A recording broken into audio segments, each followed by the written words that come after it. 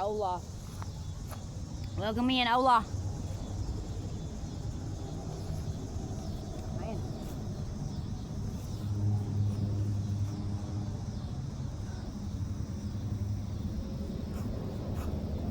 I had to get some Mountain Dew.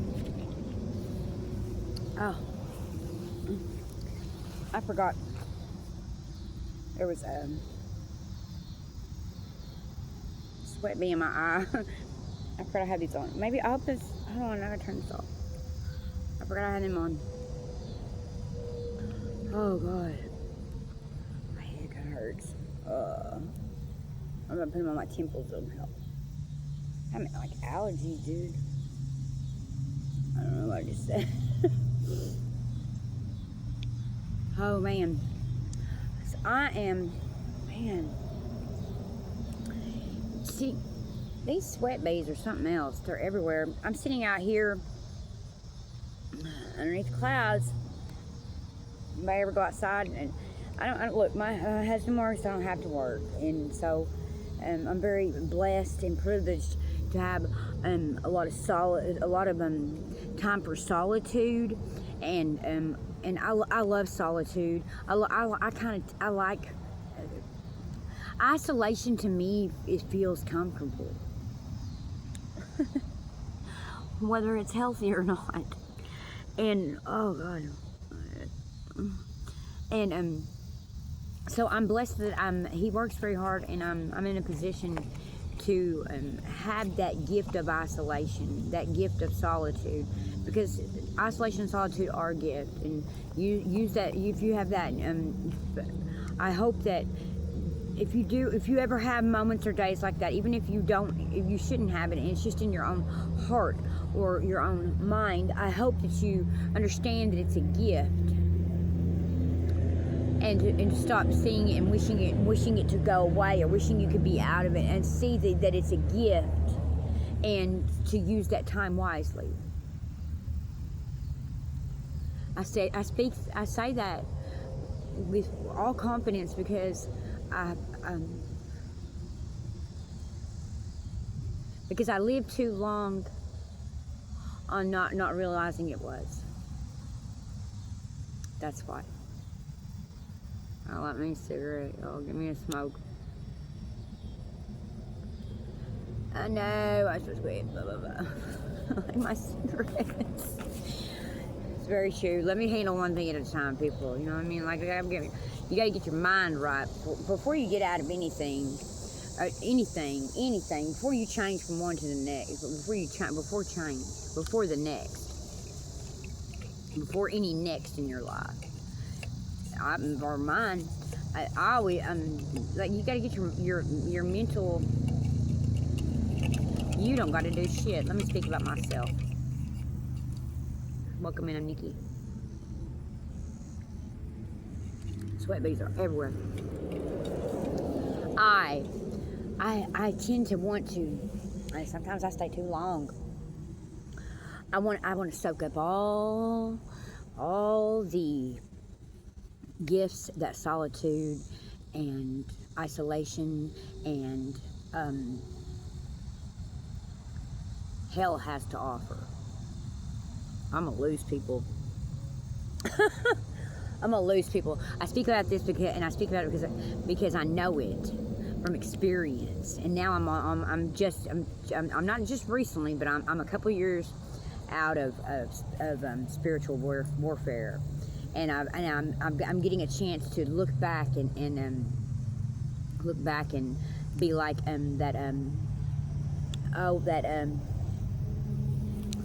that scripture that's in the Holy Bible, the Christian Bible, that says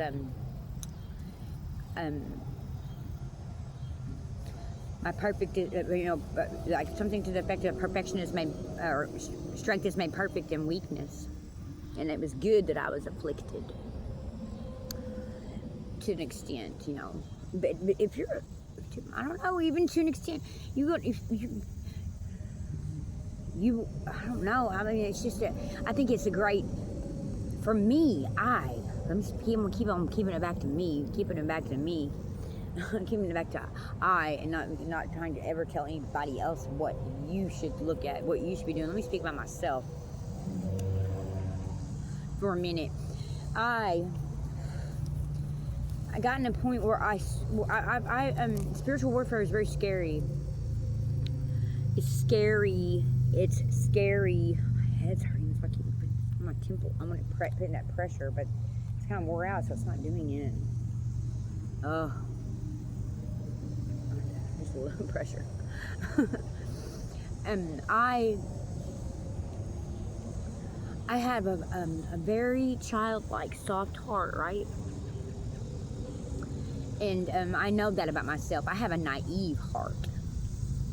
Even now, and all I've learned, shoes off and feet in the grass. Even now, all I've learned, all I've seen, all I've come out of, and in the hindsight's 2020 point of perspective, I can still see that there's much to learn, much to grow from. I can have a very naive heart. I can want love to heal some people, myself, circumstances, situations so much that I will put myself in danger. I will give too much benefit of the doubt whenever I need to give none. I will stop being. It'll go from a place from compassion to tolerance quickly. I mean quickly, and I've noticed that whenever they show me who they were, immediately, whether it be with a stranger, with a person, with someone I know well, it doesn't matter. They show you immediately.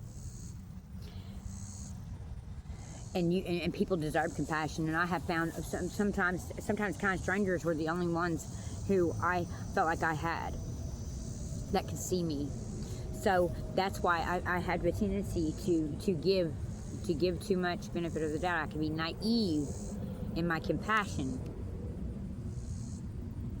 I saw that today in something that happened, and I was like, oh, okay. That bitch showed me the first time who she was. She's a complete stranger, but I'm at a hotel. That bitch, and I wanted to have compassion. I wanted to see, because you're always looking. I am always looking back at versions of me who were maybe people misunderstood, and maybe I didn't understand, and I always want to see like a fragment of yourself, almost that you see sometimes in like a stranger, and I don't like seek out to like to be in a path, but if you come into mine directly, especially if I'm hiding from you, now I can be compassionate. But then I'm like, you know what? My intuition is the subtle energy of your body. So some of us have intuition that's fire point on so strong. It can't be, and it's so strong, and it's so in tune that we can lose a little bit. I can lose a little bit of the being able to read the subtle energies, which are way more important. I'm learning lessons right now in my life, and I am giving back at what I am experiencing. Like there's this girl, man. She was just showed me. She had that energy, I know, and I've seen it in friends I've had to. I mean, friends I loved that I had to be like that.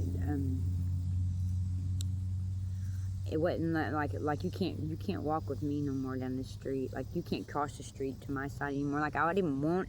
I mean, it's almost people have to. I'll tolerate the most stupidest, like uncalled for shit, because I know they have hearts, and I can see a true side of somebody. But I have to stop and realize I have a hard time, and I don't anymore. I don't have a hard time anymore. Stopping and looking at something and going, the second time, I can give everybody deserves a chance, but I can see immediately and know on the second chance, you show me who you were. I gave you a chance to walk on this side. You chose to stay on the other side. You refused to cross the street.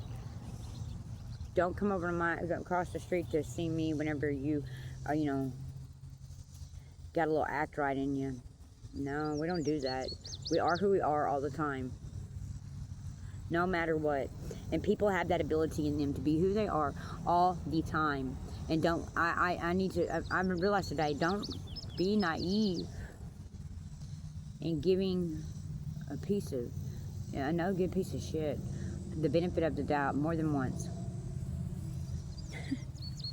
Lesson learned. I'd rather learn that with a lesson from a stranger than a friend. There's always signs for me along the way in life that have shown me showing me things. And look, there's nothing that can hurt you like a friend, like somebody. It's not the people who there's nothing that can hurt you like what's closest to you. So if I'm choosing to learn the lessons, because we do choose. You do have a choice. You need to. I want to say that I didn't realize I had choices. Why am I being so deep and talking about my life? Fuck, because I keep saying I. That's why.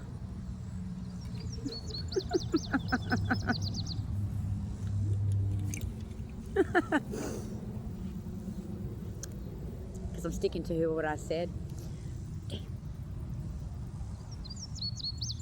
Vulnerability is beautiful.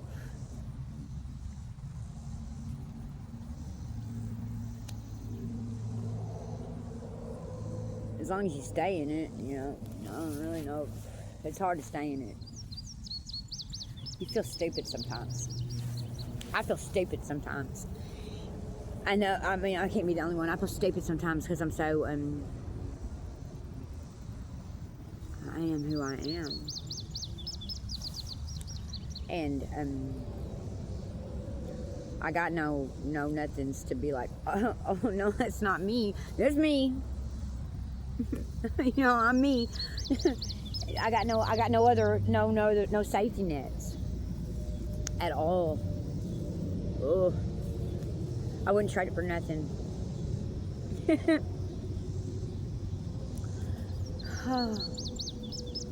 My halo's crooked. That's more than just, that's very symbolic.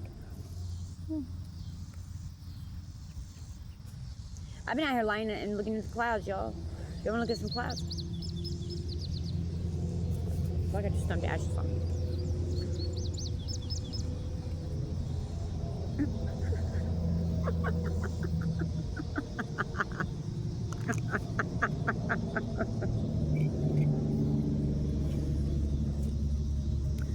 Those aren't supposed to be on my head. Slow.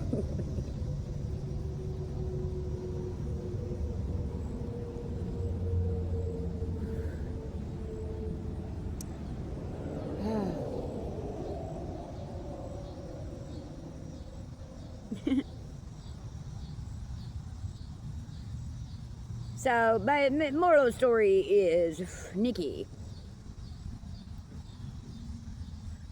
don't give scandalous bitches second chances. They don't have your heart. They never tried. Let the lesson you had with the stranger, which really wasn't nothing, but I take everything to heart so deeply. It's something to me because I don't really have friends or a life.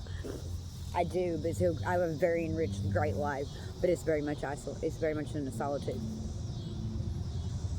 So more or less, yeah, whatever I just said. Anyways, what's up, y'all?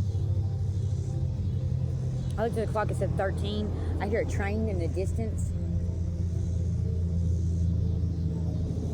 At the same time, I'm all about the symbols and the signs and the wonders because, you know, and, you know, people are like, you're not supposed to look for them. First of all, don't tell me what to do. Second of all, when my life is so engrossed with them and they're off the charts, just, oh my gosh, just all the time, whether it's from a place for the underworld and hell, or whether it's high above the heavens, or whether it's celestial, or whether it's right here on the earth, or whether it's in my dreams, or whether it's in my heart or my mind. Everything's so amplified that if I'm talking about signs and wonders, it feels like I'm focused on it just because it's you walk a day, and if you walk to my a day, 10 minutes in my shoes, you'd see why. But then again, where your focus goes, energy flows. So all it takes is evidence to see something one time, to have your eyes opened up to magic being all around you. And then it's like, I don't know. But I feel like my eyes were born that way. Anybody else feel like their eyes were born that way? I'm interested to know that. Do you always feel like you were different? Do you always feel like your eyes have been open to see like the marvelous in people, in things, in yourself, in just whatever, in moments, ever since you were a small child? I don't know if my eyes were ever open to see it, or I was born with eyes opened to see it. That's correct right there. I'm thinking about my friend Melissa from school. What's up, Melissa? I know you probably don't listen to what I said, but I was thinking about you just now whenever I said that. Okay. Y'all, gorgeous. Gorgeous. You ever see people that got a gorgeous soul and a gorgeous face, and you're like,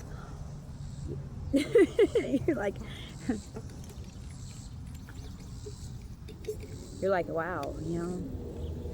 Understand those people are people who are of great strength.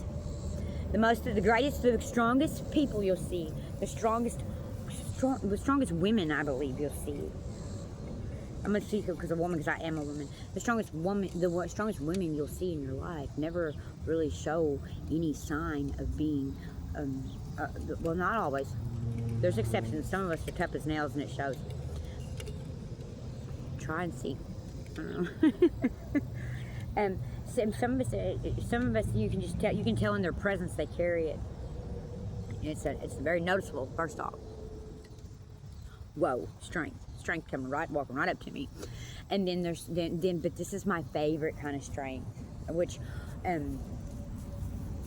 I feel like I only embody when I'm in the places of of like the underworld. In the places of a deep aloneness that's a solitude that you don't want anymore. Those are the times when you carry quiet strength. Those are the times I've carried quiet strength. It's kind of almost like you can't see it in yourself. But when I say the word quiet strength, and you think of the women in your life who had quiet strength, who do you think of?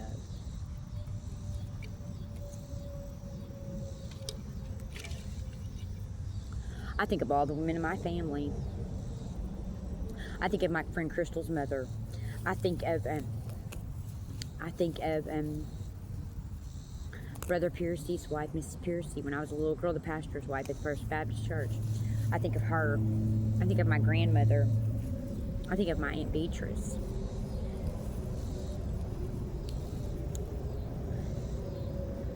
I think of all my aunts.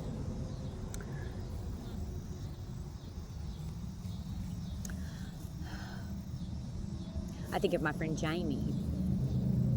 Who are the women in your life when I say the word quiet strength that you think of? Take a minute, a second, and reflect on that.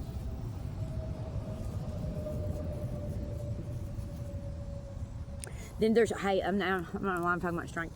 I just get on here, y'all, and I just start talking. I'm just myself. I just start talking. I don't know what I'm going to be talking about at the time. So after I said that, I thought of joyous strength. You ever see a woman who's got joyous strength? It's rare, but I've seen it. Have you?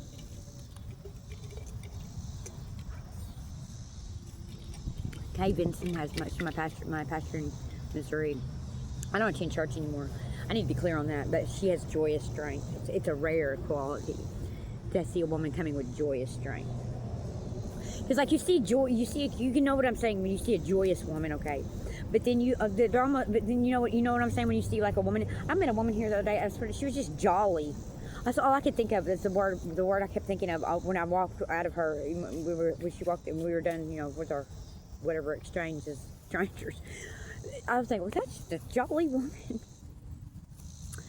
And a lot of young mothers with little ones, multiple little ones, will have that jolliness about them. But joyous strength is quite different from jolly. Anyways, I've been rambling on here for a minute. All right, so I'm going to be doing some of my cards, and I'm going to be reading from some. I bought a Walmart bag of my books. I'm just going to read from random books, and that's going to be my next video. So, thanks for sitting with me. Oh, I asked you if you want to look at the clouds. I never said, and we never looked at the clouds. Well, there's none over us. I've been out here laying under them. My mom used to put down a white sheet outside whenever my dad was stationed in Fort Knox, Kentucky, where the gold reserve is. I can remember being a little girl and driving past that and seeing men walk around on the top of that building with like guns, and that was normal. You know, I was born and raised until I was probably 10 years old on a military base. So some things were just very normal to me. It didn't, you know, it was normal. I didn't think nothing about it. I just remember looking out the window of the car, whatever. But we lived in Fort Knox, Kentucky, and I was probably 5. I might have been in kindergarten. And my mom would in the summertime, would put a white sheet outside on the ground. You should please do this with your grandchildren, because a lot of my friends are grandparents, our grandmamas now, and grandparents now, and do this with your grandchildren. Put a white sheet on it. I don't know why I'm saying white, but maybe it's important that it's white. I just remember being white. My mom would go outside by where we lived, and she'd put a white sheet on the ground, and she would tell me and my sister, lay down here. I was probably 5. That means my sister was probably 9. I might have been younger. And she would say, y'all lay here, and you look up at the clouds. There was like big, fat, white, fluffy clouds of our childhood, you know. Those went away for a long time. Have you noticed they're back? Am I the only one that notices that those were not, they look almost surreal? Like, have the clouds of our childhood come back? Because they were gone for a good 30, 40 years. Well, I'm only 47, but I'm saying. Okay. I feel like the clouds from 1992 to 6 years ago something was off about them. All right, whatever. I'm being honest. I'm telling my truth. You go put the white sheet on the ground. My mom would tell us, she'd say, lay here on the ground, girls, y'all look up at the clouds, and y'all be quiet.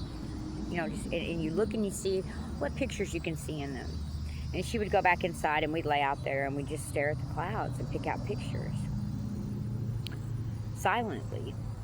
Let me tell you something that is very good for building imagination in a young child, and imagination in a young child, and and the way you speak to them is going to be their inner dialogue one day.